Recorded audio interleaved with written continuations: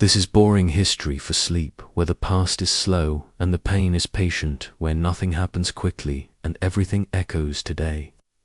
We're going to lie still and listen to a time when death was not hidden, when it walked on stages, stood on platforms and wore a hood, a time when people gathered not to escape suffering, but to watch it take center stage.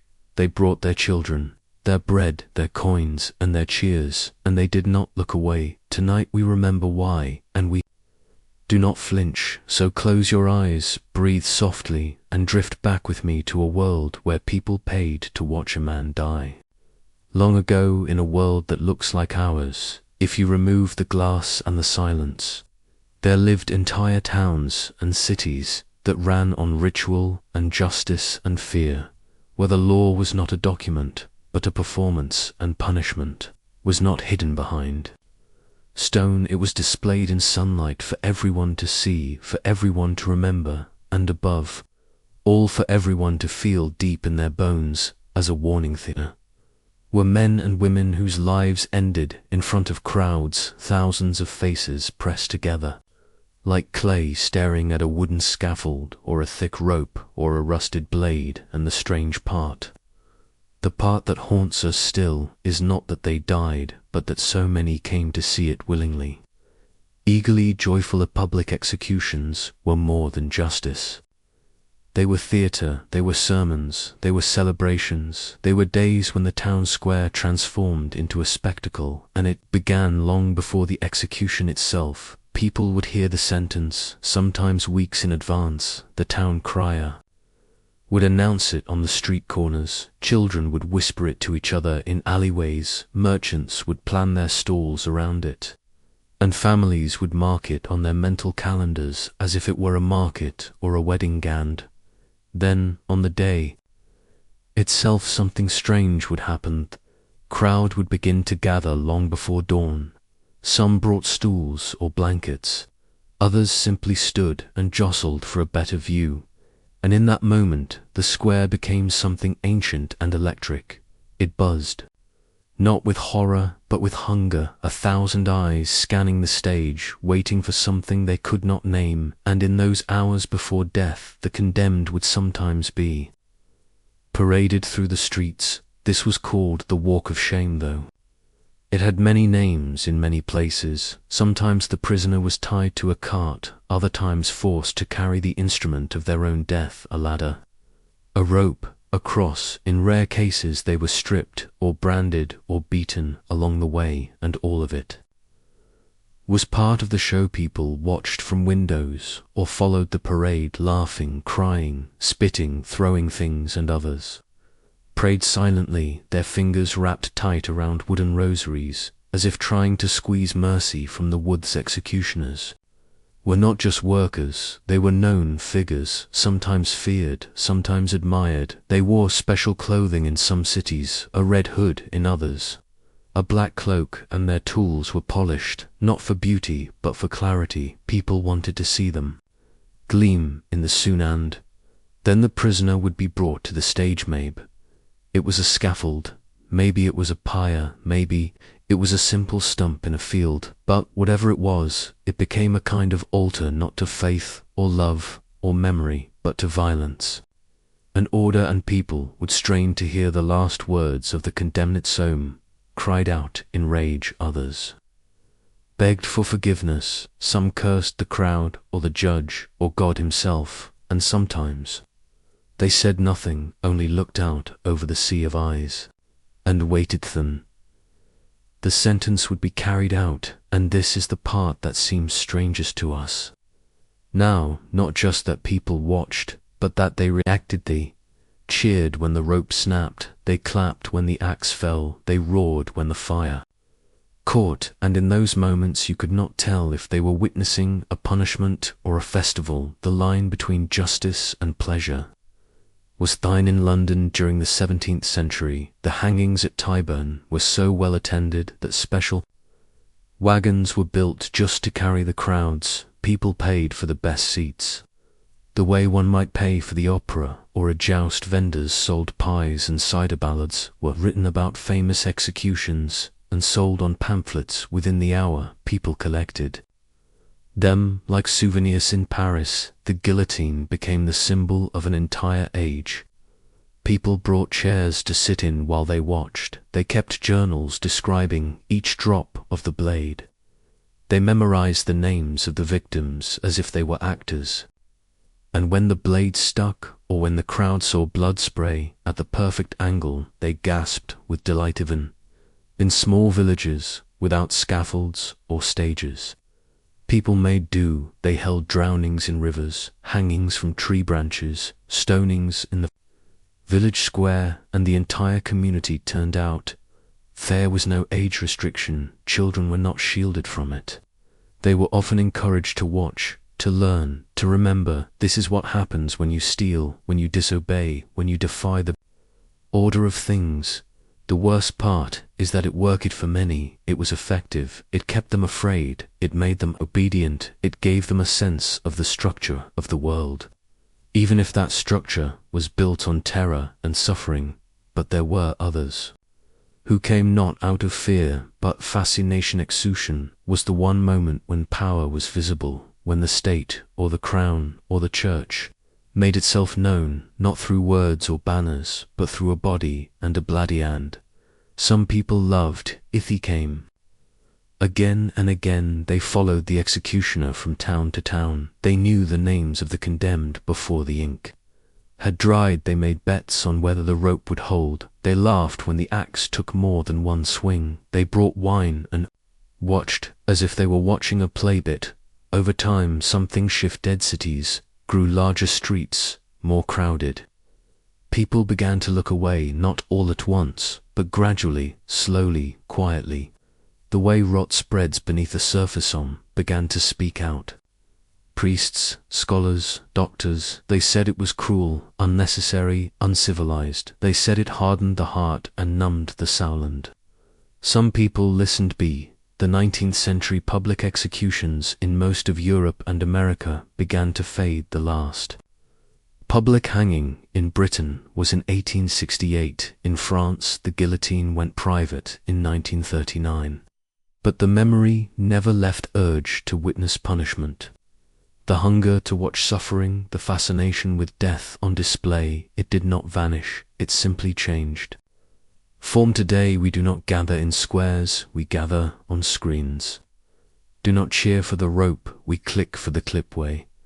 Do not hold our children up to see, but they see anyway. And maybe the truth is that nothing has changed, only the stage, only the angle. Only the sound because the crowd still watches and the execution never really ended.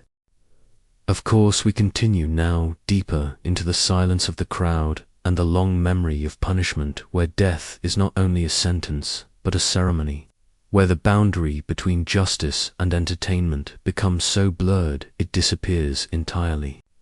And we return now to the square, to the scaffold, to the stage where the rope waits and the audience leans forward in the dusty morning light. Executioner raises his hand, and suddenly the crowd falls still. It is the same in every era, in every city, whether in the muddy streets of London or the marble avenues of Rome. There is always a hush just before the end, as if the crowd itself is holding its breath, or paying some strange respect, or simply straining to see better. And in that moment, time slows, it stretches, it groans, under the weight of so many watching eyes, and then with a single motion, a pull, a push, a drop, it is over, or it has just begun. Because what comes next is not always silence. Sometimes it is laughter, sometimes applause, sometimes a chant or a song, or even a prayer, not for the soul of the dead, but for the satisfaction of the living. And in that space, a kind of release happens, a collective sigh, a shiver, a ripple through the mass of bodies, and then the crowd begins to move again, to talk, to buy, to eat, to argue, and soon the sight of death becomes a marketplace. Once more children run where blood once fell, lovers walk hand in hand. Across stained boards, old men sit and chew and gossip as if nothing happened, or as if everything did, and this was normal, because for them it wasn't. If you think this sounds unthinkable, consider this: in the year 1676, in the small town of Shrewsbury, England, a man named John was sentenced to death for stealing a horse. His execution was announced 2 weeks in advance, and by the time the day arrived, over 3,000 people had gathered, some from neighboring towns, some from miles away. They filled the square so completely that the local church had to cancel its services because the priest could not reach. The altar vendors sold ale and roasted meats. Children played with hoops and sticks. A local balladeer sang a song he had written about John's final day and sold copies for a penny. And when the moment came and John was led up the steps in chains, the crowd fell silent, only to erupt in cheers the moment his body swung from the gallows. And that song sold out within the hour. This was not an isolated case. In the colonies, in the Americas, in France, in Italy, in the Germanic states, in China and Japan, the rituals varied.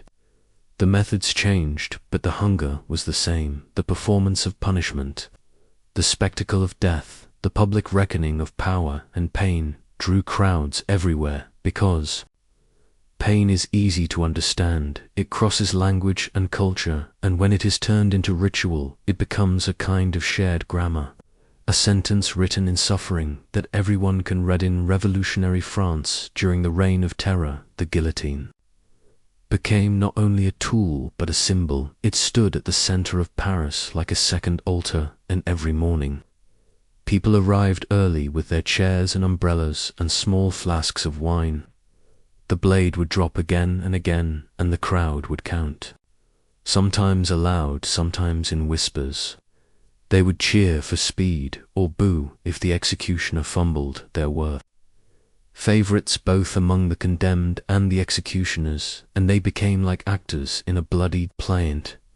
If you think this was limited to one country or one class, think again. In the Ottoman Empire, executions were often held outside the gates of Istanbul, and people from every walk of life came to see them, from scholars to farmers, from poets to beggars. And in many places the condemned were allowed to give speeches, sometimes long and poetic, and the crowd listened with the same attention one might give to a storyteller or a teacher. Because death has always been a kind of lesson, and there were rules unspoken but understood. Certain crimes demanded certain ends. A thief might lose a hand, a traitor, a head, a heretic, the flame. And while these rules varied from place to place, the expectation was the same.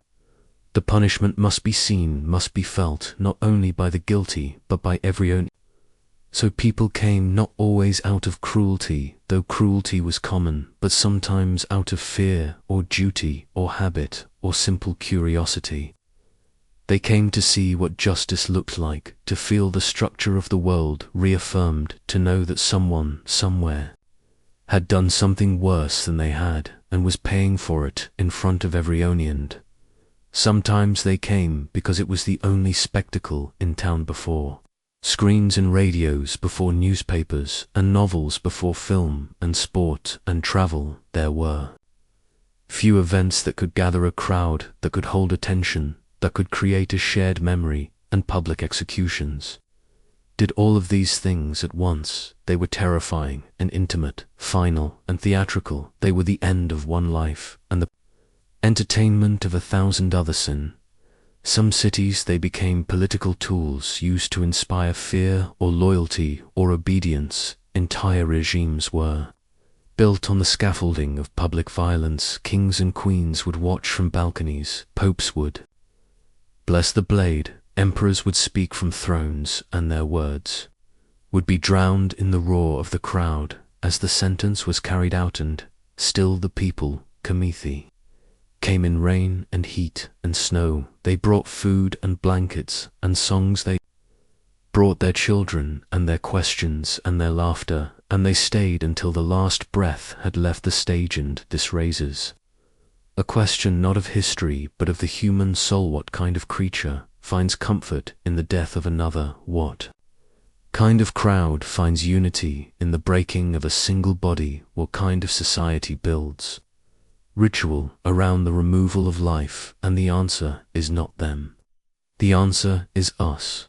Because they were not different. They were not monsters or strangers. They were people, and we are their children. And though the scaffold is gone, and the rope retired, and the blade rusted, the desire remains buried.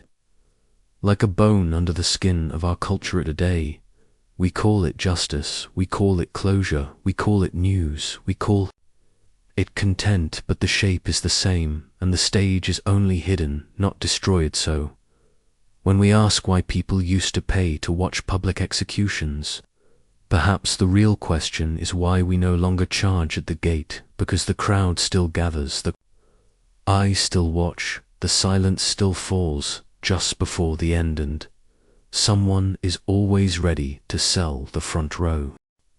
In the year 1783, when Louis XVI was executed in Paris, the crowd was so vast that people climbed onto rooftops, into trees, and onto the shoulders of strangers, just to glimpse the falling blade. They came from nearby towns and distant villages. They came with coins in their pockets and bread in their hands.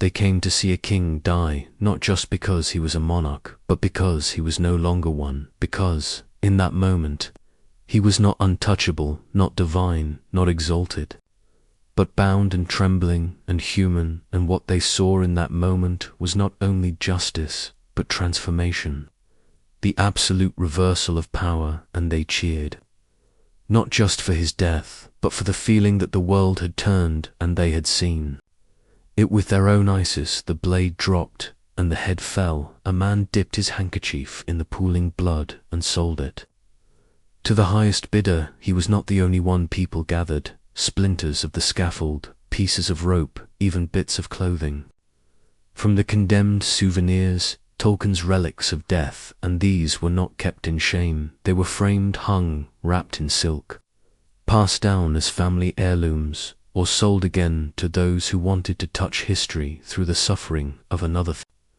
Was not a new habit. Even in ancient Rome, the arena served a similar purpose, though more grand, more structured, more theatrical. The gladiatorial games were not executions in the strictest sense, but they often ended in death, and that death was just as watched, just as measured, just as celebrated. Emperors gave the signal.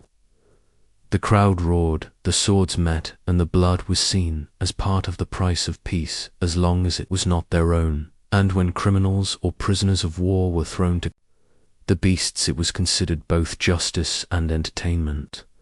A perfect harmony of punishment and performance. In medieval Japan, the beheadings of samurai and criminals alike were public events, and there were codes to them, rituals, positions, even styles. Some executioners were known for the beauty of their technique, for a single clean cut that left the body almost undisturbed, while others were feared for their cruelty, for the way they drew out the moment made the crowd squirm and shiver. And those who watched came not only to see, but to learn. They took note of how a man died, whether with grace or terror, with dignity or collapse, because it was believed that how you met death revealed the shape of your soulland. So children were brought to see these moments, not as a punishment, but as a lesson. They were told to watch closely, to listen to the words of the condemned, to remember the crimes and the sentence, and to understand that the law was not just an idea, but a body, and a rope and a fire, and that anyone who stepped beyond the line might one day stand on that same wooden platform. And so the ritual continued from city to city, from empire to empire, always changing and never changing. The gallows might be different, the blade might be new, the language might shift, but the purpose remained clear: to show the people what happened when order was broken, to turn death into an instrument of instruction, and to turn pain into memory. In colonial America, hangings were announced with printed posters nailed to trees and church doors and town halls. They gave the name, the crime, the time, and the place, and on the appointed day, Families would pack baskets, as if going on a picnic. They would arrive early, stake out a spot, and wait. Some brought parasols, some brought cider, some brought hymnals, and sang as they watched. And when the condemned was led to the scaffold, the crowd would sometimes pray aloud, not for mercy, but for justice, that the punishment might be seen, that the law might be satisfied. In some places the condemned were given time to speak, and those speeches were printed and sold after their death, sometimes as warnings, sometimes as curiosities, and some became famous, their final words recited in schools or taverns as examples of courage or repentance or rage. And in this way, even in death, they lived on, not as people, but as stories, stitched into the fabric of the crowd. Always there were those who came for more than justice. There were those who came for the thrill, the excitement, the strange and secret pleasure of watching someone else suffer and knowing it was not them. There were those who smiled when the blood flowed, who laughed when the rope broke, who gasped when the axe slipped and needed a second strike. And these were not monsters, they were ordinary people, and perhaps that is what frightens us most of albacores. The crowd was always ordinary. It was made of bakers and soldiers and children and priests. It was not made of villains or madmen. It was made of you sand. When the punishment was over, the crowd would not always leave quickly. Some would stay and stare at the empty scaffold. Some would touch the wood. Some would trace the line where blood had run. Some would weep, some would sing, and others would simply sit as if trying to understand what they had seen, or perhaps what they had become. And when they finally left, they took the moment with them. They carried it home. They spoke of it at supper. They whispered of it in bed. They dreamed of it in silence. And the next time an execution was announced, they returned, not all, but many enough to fill the square again and again, to line the walls, to climb the trees, to pack the streets with breathless, watching eyes. Because the ritual was not only about the condemned, it was about the living. It was about reinforcing the shape of the world, about reminding everyone where they stood, about drawing a line between us and them, between the crowd and the criminal, the viewer and the viewed. And in that line there was power, comfort, safety, a feeling, however false, that the world made sense. And so it continued through the centuries, changing costumes and languages and laws, but never quite disappearing. Because as long as there has been power, there has been punishment, and as long as there has been punishment, there have been those who came to see it carried out. They came with coins and cider, with children and songs, with prayers and laughter and silence. And sometimes they came not to see justice done, but simply because they could not look away. And perhaps they were not so different from us, not as distant, not as strange. Perhaps the crowd never left. It only moved back behind the glass, behind the screen, behind the silent glow of modern justice that still wants to be watched. And the rope, though gone, is not forgotten. The crowd still waits for the next name to be caladaned. Someone is always selling the best view. And the silence that follows an execution is never pure silence. It is thick with breath and murmurs and footsteps. It is broken by vendors folding their carts, by children asking questions their parents do not know how to answer, by the scraping of wooden wheels over cobblestones as the body is carried away. And still the crowd does not fully leave. Some linger, not to see more, but because they are caught in something they cannot name, something ancient, something heavy, something cold. In Edinburgh, Scotland, during the 18th century, there were so many public hangings. The certain taverns near the gallows built special balconies so their patrons could drink and watch at the same time. These balconies were prized for their view, and the taverns themselves often displayed items related to past executions. Pieces of rope, old hoods, even the tools of the executioner, all kept as curiosities, as trophies, as proof that death had passed this way in Germany. The wheel was once a common tool of execution, a heavy cartwheel used to break the bones of the condemned.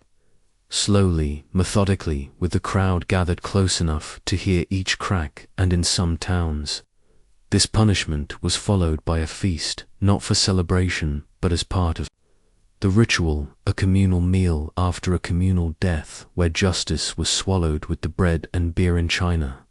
Public executions were sometimes held at crossroads, places where many could gather, where the condemned were displayed in cages before the final moment, and where onlookers were expected to write poems or proverbs about the crime, about the fall, about the balance of heaven and law, and in this way death became a kind of literature, a moment preserved in ink as well as memory in Russia.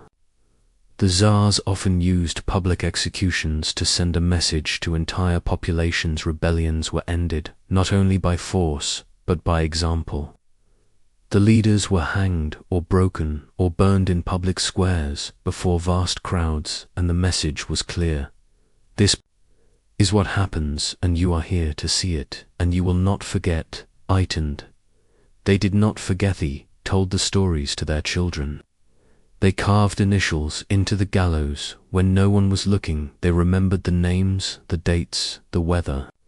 They remembered who cried and who laughed. They remembered the color of the condemned man's shirt and the exact angle of the drop. They remembered because that was part of the punishment, to not just for the guilty, but for the watching and condemned themselves became part of the myth. Not just criminals, but characters, men and women, turned into symbols, into warnings, into legends.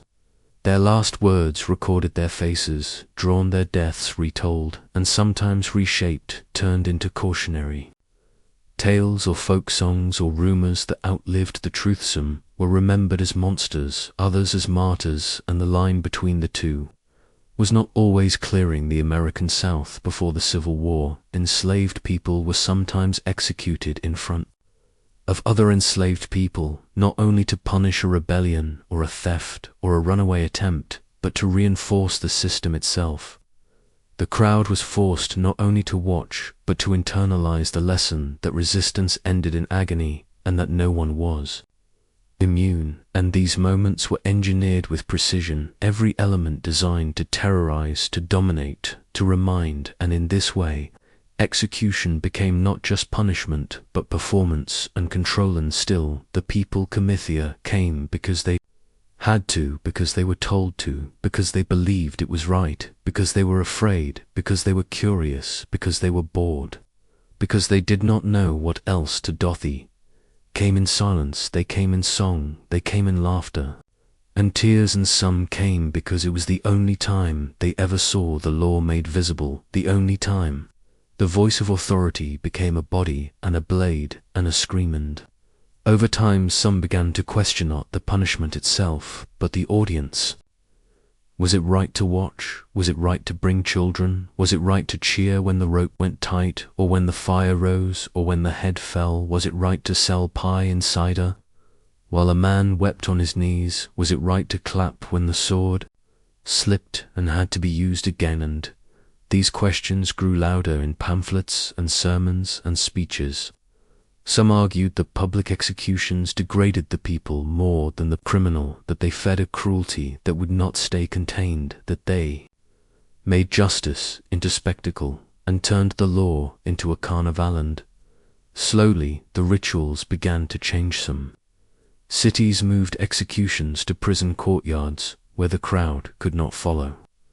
Some required witnesses to be official rather than public. Some began to hide the scaffold behind walls and doors and curtains, and some stopped altogether, not because they no longer believed in punishment, but because they no longer believed in the crowd. And yet the crowd never truly left it, only changed. Its clothes changed, its posture changed, its gaze, because even when executions were moved behind closed doors, people still wanted to know what happened. They still read the newspaper account. They still imagined the final moment. They still spoke of it in hushed tones, as if they had been there. And in this way, the crowd remained invisible, but present like a breath. behind glass, and then came cameras, and then came radio, and then came film, and then came the internet, and suddenly the crowd was not just present, it was everywhere, and while the methods had changed, the hunger had not. People still clicked, still stared, still returned again and again to see violence framed and explained and delivered, and the old scaffolds, though long dismantled, still cast their shadows on the walls of modern screens. Echoes. Punishment has always been public, even when it is private, and death has always been performance, even when it is solemn, and the crowd has always watched, even when it pretends not toned. So the question remains not why people used to pay to watch public executions, but why the urge to watch has never truly disappeared. Why the stage still stands even when we do not see it, why the rope still swings behind the curtain, and why the applause still echoes in the silence. The scaffold was never just a place, it was a mirror, and the crowd was never just an audience. It was used, and though the price of admission has changed, the show still runs, and the seats are still full, and someone, somewhere, is still selling cider. And when the last execution in a city was carried out, it did not end with silence. It ended with echoes, echoes in newspapers, in tavern songs, in whispered conversations, on narrow staircases. It ended with questions that no one wanted to answer, but everyone continued to ask. Did he deserve it? Did she really do it? Was it quick? Was it painful? Who cried? Who watched? Who smiled? And who turned away at the last second? Because the memory of an execution was not limited to the condemned, it lived on in the eyes that witnessed it, in the mouths that repeated it, in the children who dreamed of it without knowing why, and even in the cities where the scaffold was taken down, where the blade was rusted and buried, and the square was repaved. People still walked past the place and remembered here, this spot, this shadow, this crack in the stone. This is where the body fell, this is where the crowd held its breath. This is where the sentence ended and the story began, and even when they said nothing, they felt it, because public punishment leaves a mark not only on the flesh, but on the land and on the air, and on the rhythm of footsteps over stone. Florence, in the 15th century, when Savonarola was burned in the Piazza della Signoria, people returned to that place year after year. They brought flowers and prayers, or laughter and jokes, depending on who they believed, and that square, though scrubbed and washed and rebuilt, could not escape the shadow of fire and voice and ash, because public execution is never just about death, it is about memory, and memory cannot be erased with water or timing. Madrid, during the rule of the Inquisition, the autos daf were grand public spectacles where heretics were judged and punished often with death. The processions would last for hours or even days, filled with music and incense and flames, and the crowd did not come just to see death, they came to see death, they came to see the machinery of salvation as it crushed those who strayed, they came to see sin made visible and then erased through fire and pain, and in this way public execution became a kind of spiritual hygiene, a public ritual of purification performed not by priests but by executioners with torches in Venice when nobles were sentenced to death. The executions were held not in open squares but in carefully chosen places where the message could still be seen by the public, but the process could be managed, controlled, shaped like a painting with blood, and the crowd still came, still watched, still felt the lesson, even when spoken in marble and silk. In ancient Persia, certain crimes were punished with slow and elaborate deaths, carried out in open view, sometimes over hours or even days, and the audience was expected to remain, to watch, to absorb, to carry the weight of justice home with them, and when they left, they did not leave the same. They carried the image with them, like smoke in their clothes, like dust in their eye sand. Across the centuries this pattern repeated. itself again and again and again. Punishment made public bodies, broken for the crowd, sins paid for with flesh and blood, and screams or silence, and the question always followed. Why? Why must it be seen? Why must it be shared? Why must death be a The answer is layered and old and unsatisfying. It is about control, about fear, about power, about belief, about ritual, about tradition, about satisfaction, about curiosity, about cruelty, and about the strange, terrible comfort of seeing someone else. Fallbacks: when the crowd watches someone die, they are reminded that they are still alive. When they see the rope tighten, they feel their own breath more fully. When they see the fire rise, they pull their cloaks tighter, and when they see a man kneel and not rise again, they feel a momentary safety because they are not the one kneeling. And this feeling is addictive, it is old, it is human, and it does not go away, it only changes shape. Today, we do not walk to the scaffold, we scroll to it. We do not cheer aloud, we comment. We do not throw rotten fruit, we throw words. And the condemned are no longer criminals. They are strangers, they are stories, they are images on a screen, and though the sentence may not be death, it is still public, it is still punishment, and it is still consumed them. This is why the history of public execution is not finished, it is only paused because we no longer need gallows or blades to create a crowd. We carry the crowd in our pockets, in our hands, in our eyes, and we still gather, we still wait, we still watch beckers. The urge to witness suffering is not tied to time or place or method. It is tied to us, and until we name it, until we understand it, until we see it not only in the past but in ourselves, it will remain, it will adapt, it will continue, and the old stories will echo forever in the new ones. Echoes: the square may be gone, but the stage remains. Sound: someone is always about to speak their last words. Sound: someone else is always leaning forward to hear them. And sometimes the execution itself was not the end, but only the beginning of another kind of spectacle. In many cities, after the rope had gone still and the crowd had begun to thin, the body of the condemned was left hanging for days, sometimes weeks, a grim warning, a human scarecrow left to twist in the wind and remind every passerby that the law had long arms and no mercy, and people would still come to see it, not in the same numbers, not with the same excitement, but with something colder, something slower. They would point, they would whisper, they would pause in their steps and stare, without meaning to, and in doing so they became part of the ritual again, part of the long and quiet aftershock that follows a public death in England.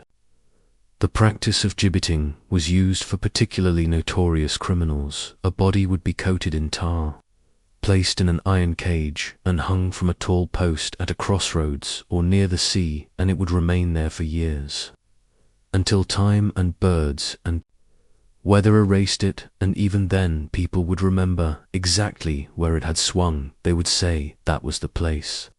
Where the thief was hung, that was the place. Where the smuggler twisted, that was the place where the law won and the crowd gathered.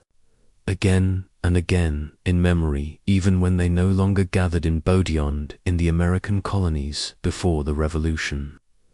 A hanging could become a kind of civic holiday. Shops would close, streets would be blocked off, and newspapers would publish poems written about the condemned, sometimes sympathetic, sometimes mocking, and the executioner's name was known to all, a strange public servant, feared and needed, and in some ways admired for his willingness to do what others would not. Children played executioner in games, reenacting what they had seen, sometimes with dolls, sometimes with animals, sometimes with frightening accuracy, and no one stopped them because the execution had become part of the world, part of the rhythm of the seasons, part of how people learned the shape of right and wrong, and what the cost of disobedience looked like in rope and wood and blood. And the last words of the condemned became a kind of scripture, quoted, retold, adapted, and sometimes entirely invented to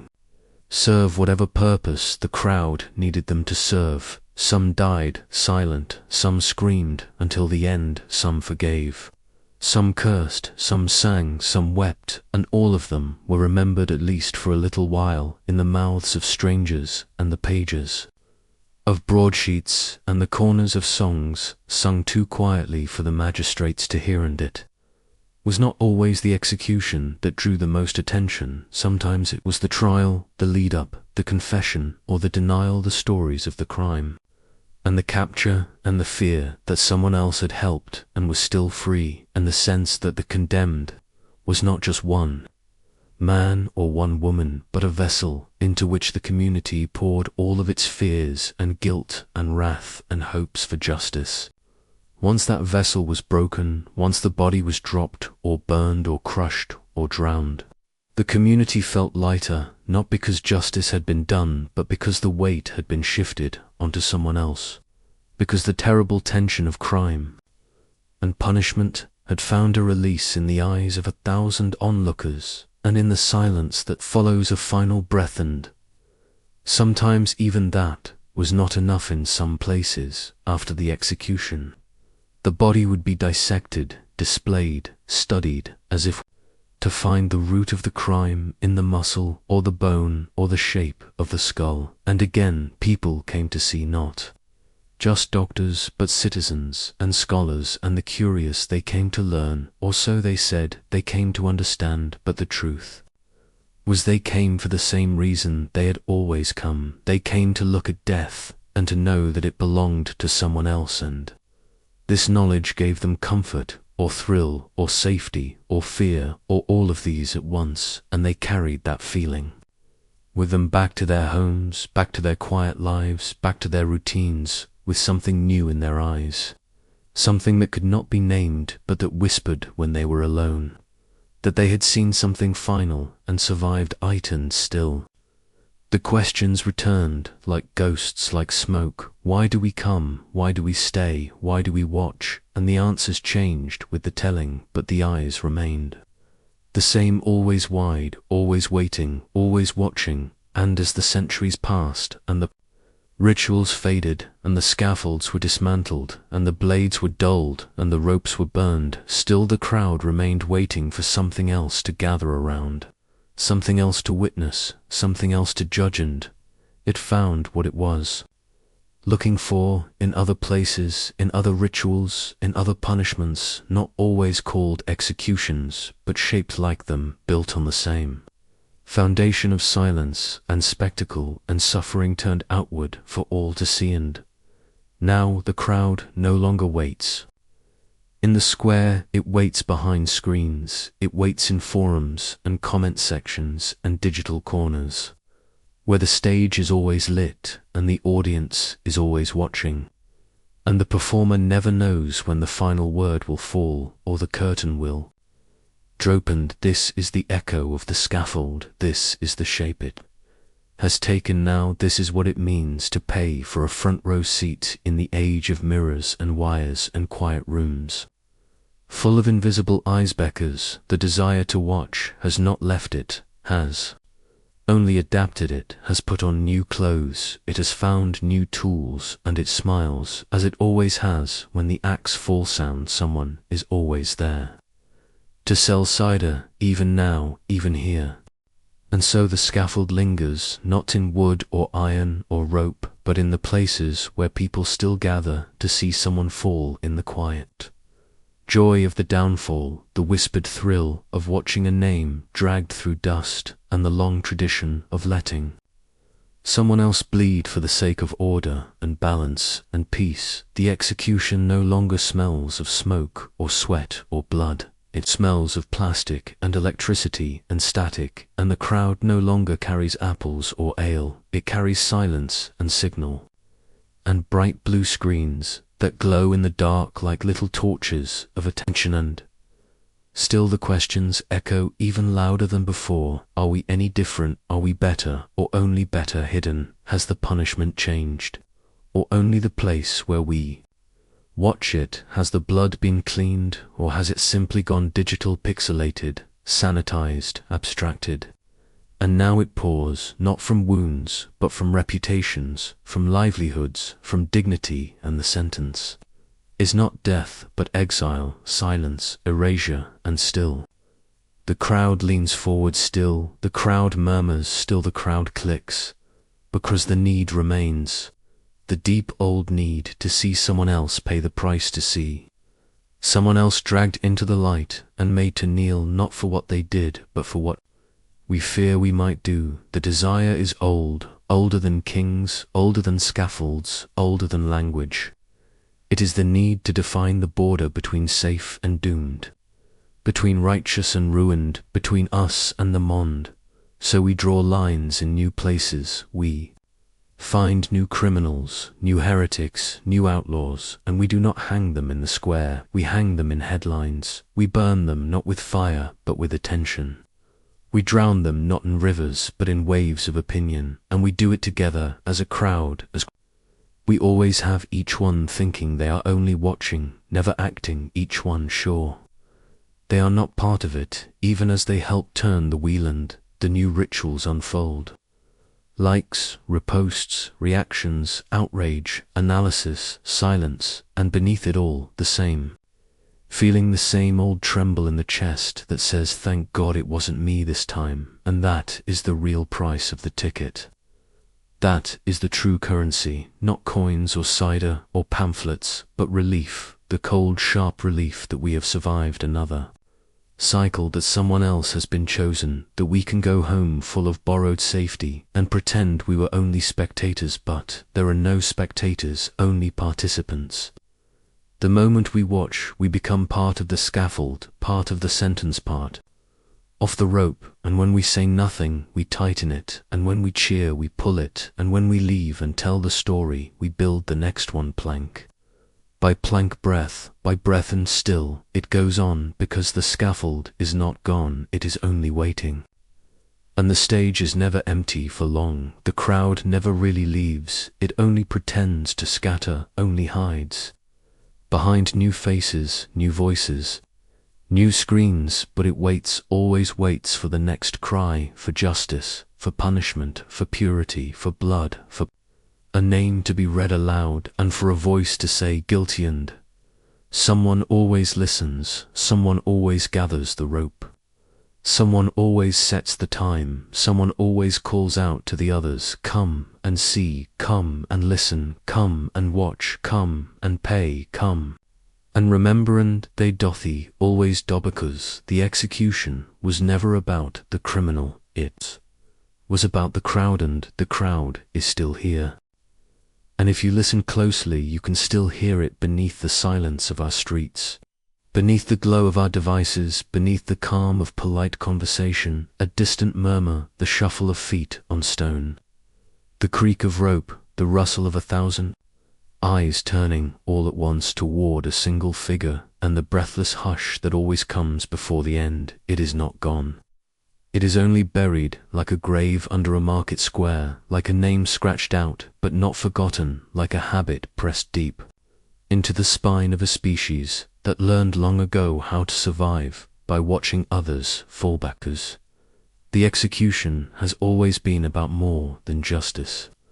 It is about order and fear and memory. It is about what happens when rules are broken, and who gets to do the breaking, and who gets to do the punishing, and who gets to watch, and who never gets to look away. And these questions are never answered, they are only asked again in softer voices, with newer tools, through cleaner screens, but they are still the same questions, whispered in the same language, older than law, older than cities, older than history itself. What did he do? Did she deserve it? Will I be next? And the crowd still gathers, not just on the street, but in the mind, in the heart, in the quiet, private places where we carry the memory of every punishment we've ever seen, and every punishment we've ever feared, and every punishment we've ever helped deliver, by watching, by repeating, by staying silent, by staying present.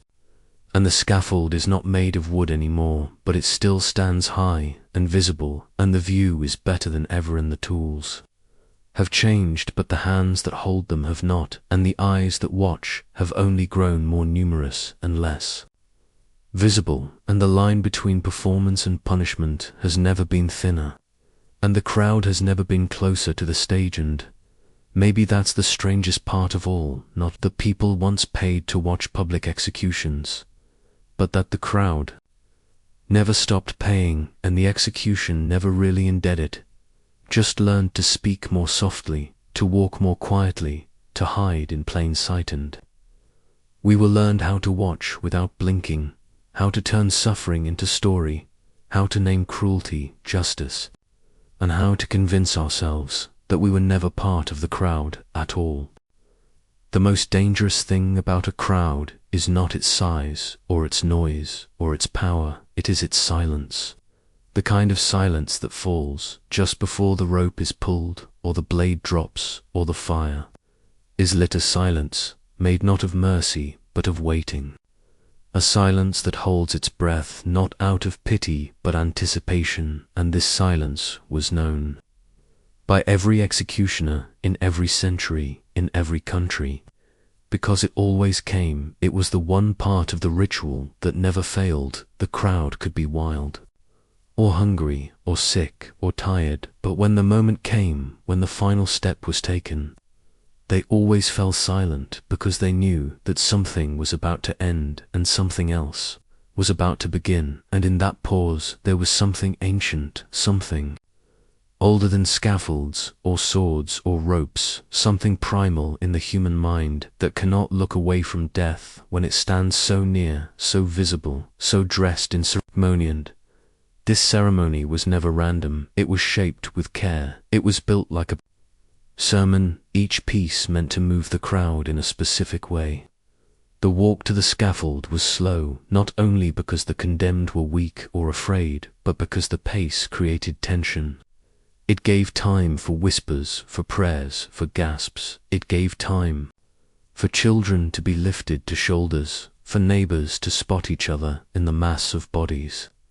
It gave time for the crowd to become ready, and when the platform was reached, it was built tall, always visible, always elevated, because justice must be seen, and power must look down, and the condemned must be raised like a statue before it is pulled down. Executioner did not rush. The executioner was never sloppy, unless that was part of the show, and the tools were arranged with care.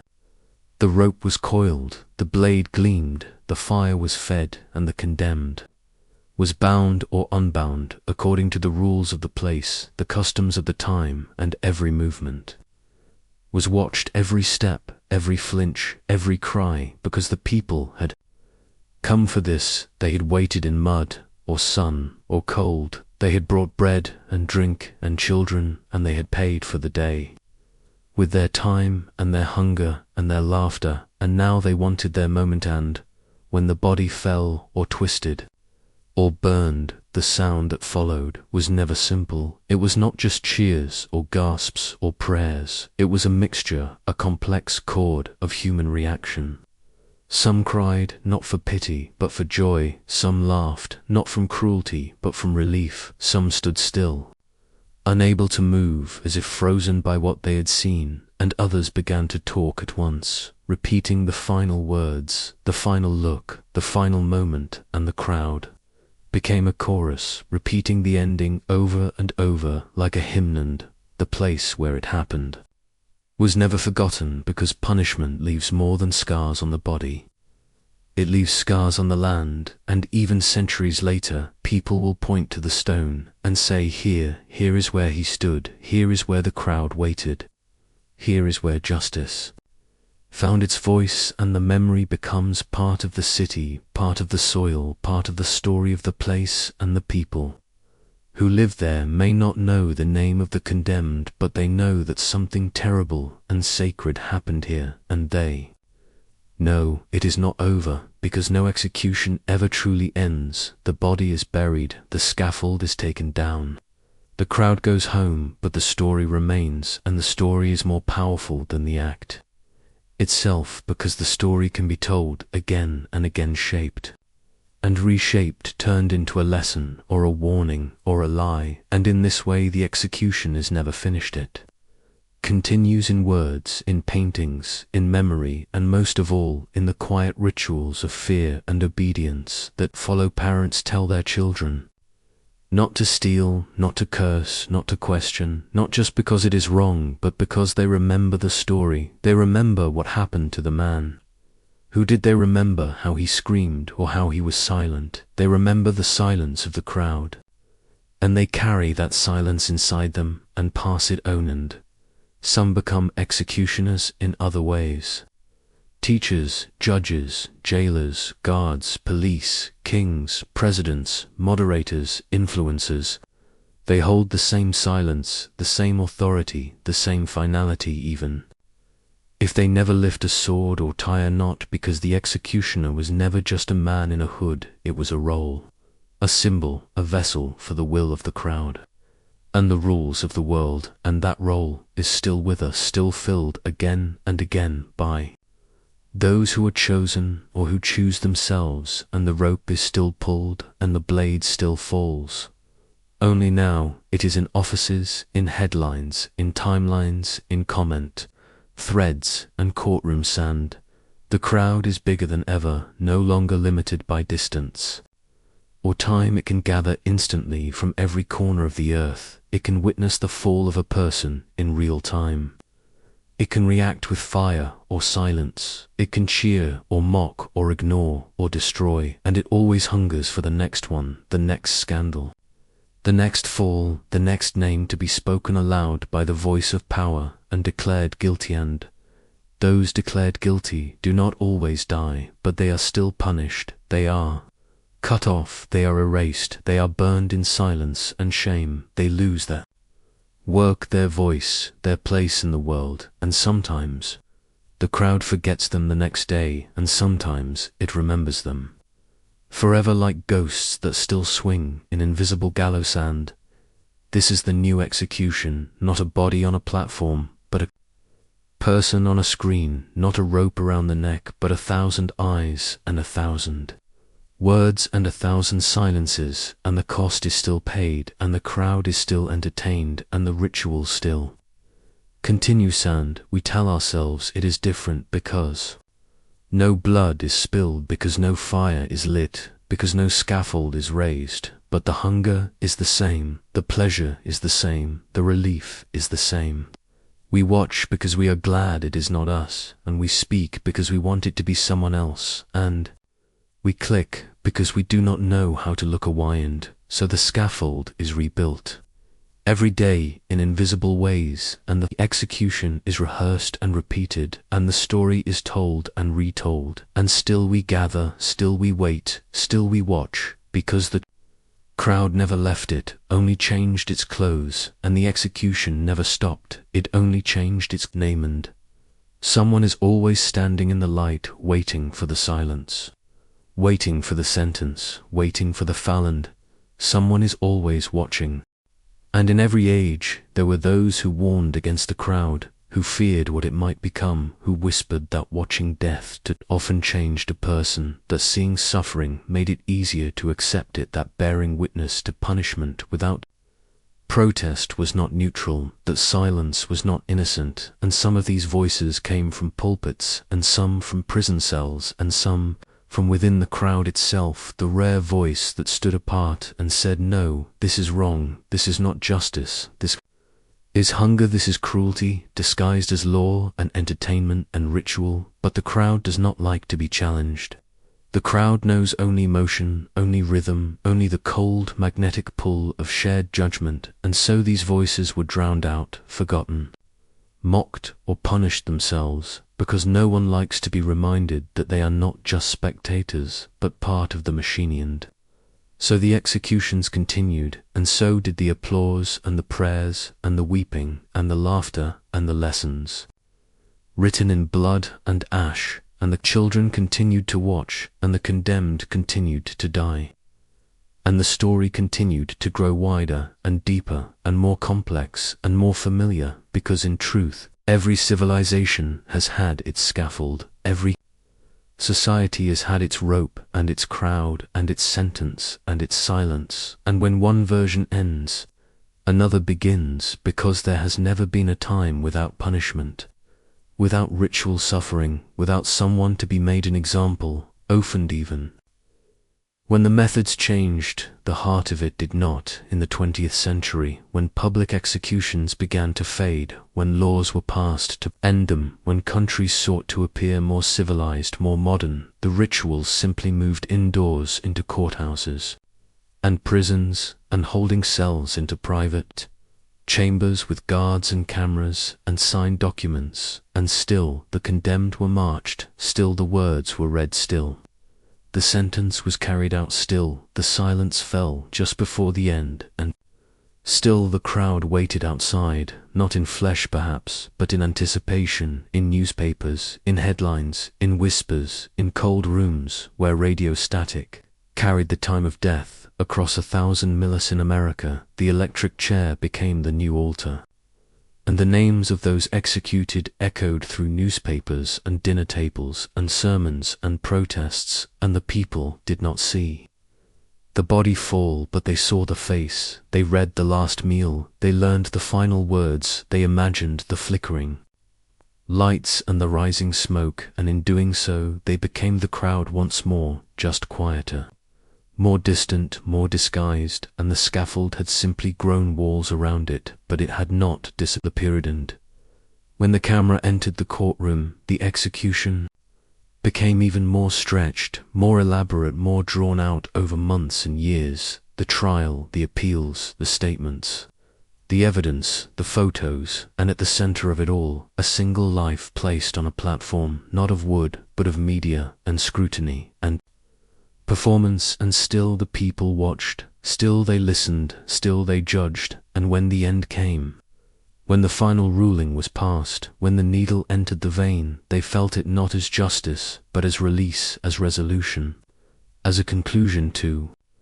a story they had followed like a play. And in that moment they were no different than the crowds of Paris or London or Rome or Beijing, watching the blade fall or the fire rise, and feeling that strange heavy breath of satisfaction that someone had paid the price, that the world made sense again, if only for a moment. And this is why the execution remains, not just as punishment, but as structure, as comfort, as myth, as mirror, because it allows us to tell ourselves that there is such a thing as balance, that sin will be answered, that violence can be undone by more violence, that a single death can restore a broken order. And the crowd believes this because it must, because the alternative is unbearable, the idea that pain cannot heal pain, that justice does not always look like vengeance, that punishment may only feed the fire instead of putting it out.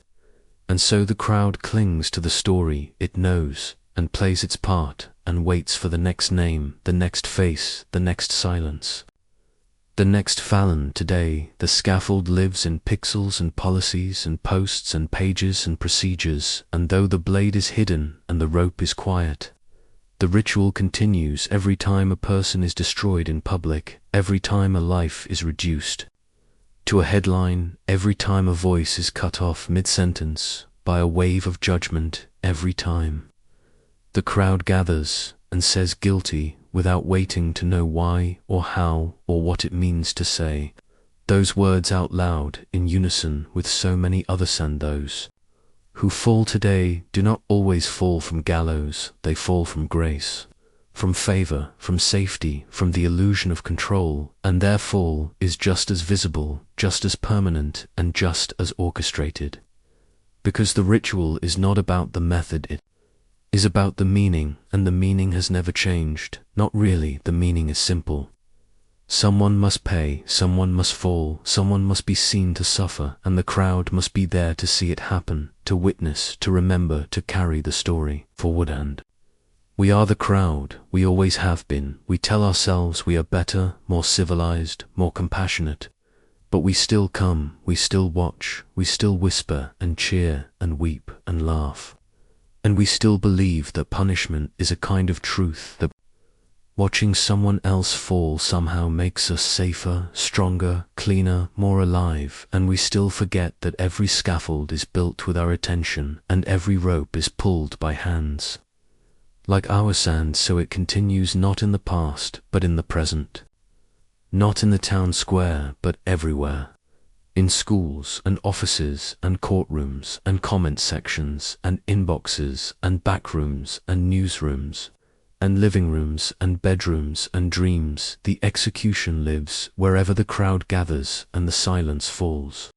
And the sentence is passed, and someone says at last, "Here is justice," and the crowd sighs and moves on until next.